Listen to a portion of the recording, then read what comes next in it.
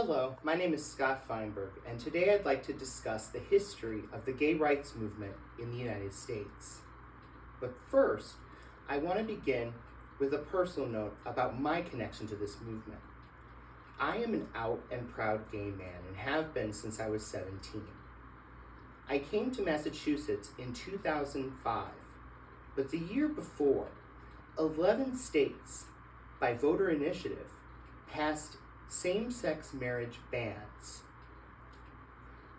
NBC News at the time characterized the mood, stating, quote, "Elated by an 11 for 11 rejection of gay marriage in state elections, conservatives Wednesday urged Congress to follow suit by approving a federal prohibition constitutional amendment that would extend the prohibition nationwide."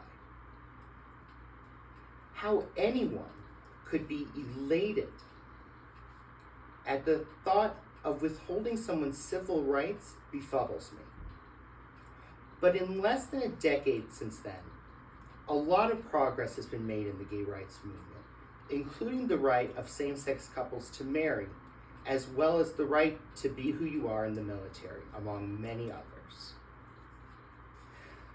The gay rights movement in America has a long and complex history, and it's marked by both progress and setbacks.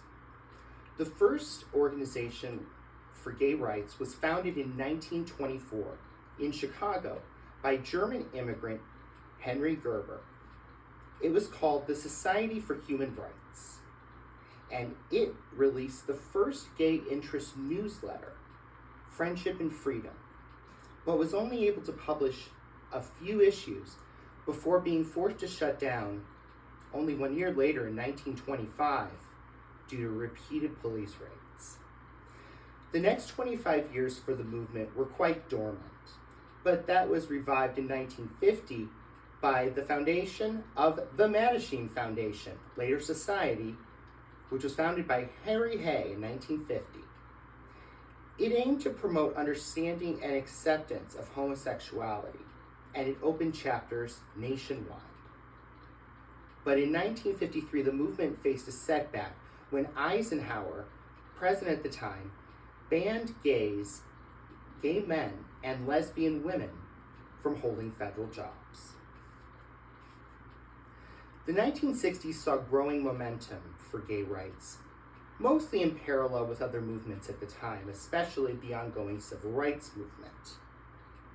But the zenith for the movement occurred in 1969 when a raid by the New York City police at the Stonewall Inn, a popular gay bar,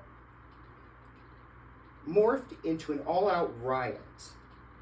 And that riot led to a wave of activism afterwards, leading to the organization of multiple gay rights organizations.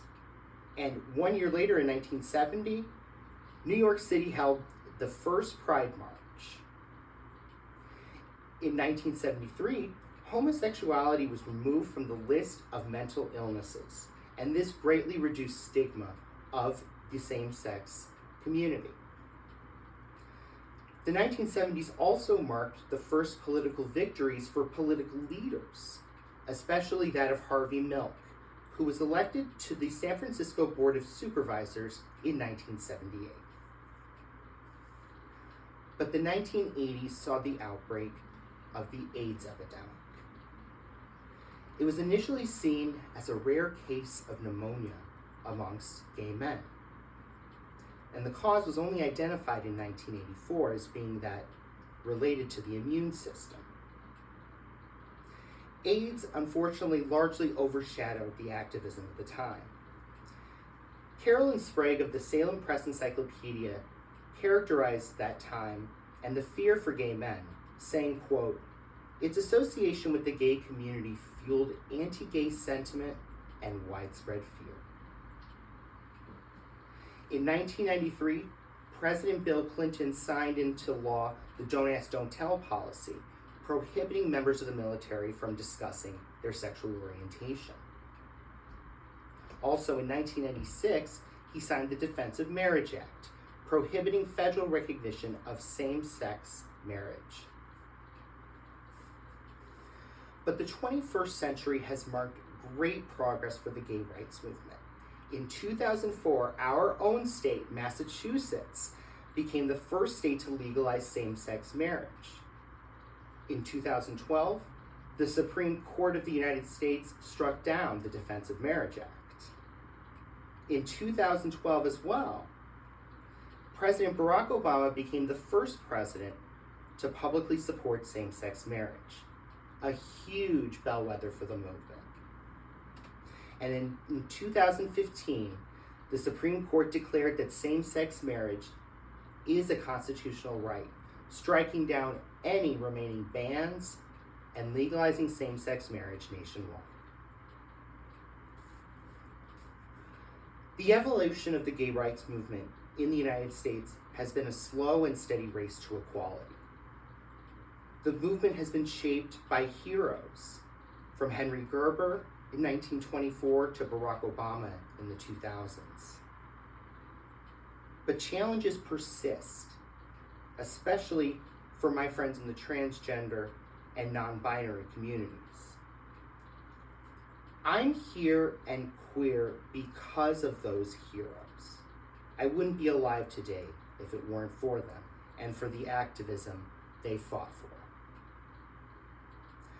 A Washington Post poll found in 2015 that more than 60% of Americans favored same-sex marriage, and support has continued to increase ever since. Thank you.